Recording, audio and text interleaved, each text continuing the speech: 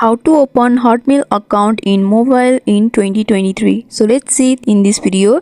First of all, you need to download Hotmail in your device. So go to your Play Store and search for the Hotmail, where you will get this Microsoft Outlook app, which is also Hotmail. So you can simply install it in your device and open it up. After that, you have to tap on the create new account option. After that, you have to create an account by entering a Gmail address over here. After that, you have to create a password over here. Likewise, you have to enter your first name and last name over here. After entering, you have to enter your country name and also update your birth date. After that, you have to verify your email.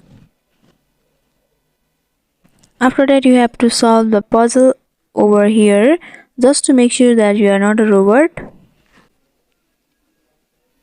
After that, you can finally see your Hotmail account has been created. So from here, you can send a new mail and also use other various features. So by following this simple step, you can open Hotmail account in mobile in 2023. So I hope this video was helpful. Don't forget to like, comment, share and subscribe our channel for more videos like this.